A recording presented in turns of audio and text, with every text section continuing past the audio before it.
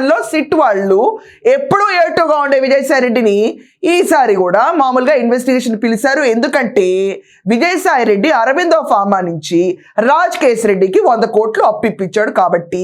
ఇదంతా కాకుండా తను పార్లమెంట్ మెంబర్గా ఉన్న తను ఇక్కడ ఎక్సైజ్ మినిస్టర్ చేయాల్సిన పనులని తను ఎందుకు ఇంటర్ఫియర్ అని సిట్ అతన్ని ప్రశ్నించింది.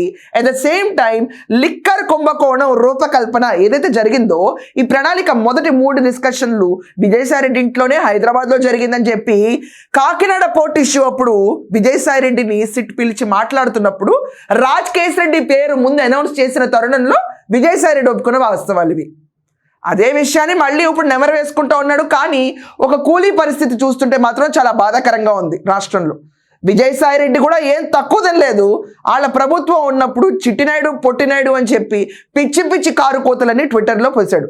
ఈరోజు కూలీగా పనిచేసిన విజయసాయి రెడ్డి బయటకు వచ్చి నేను ఆఖరికి చంద్రబాబు నాయుడు ఎన్ని మాటలుగా ఉంటే అన్ని మాటలు అన్నాను, ఎందుకంటే జగన్మోహన్ రెడ్డి గుండెల్లో అప్పుడు నేను ఉండేవాడిని, ఇప్పుడు లేదు కాబట్టి నేను అనలేకపోతున్నాను.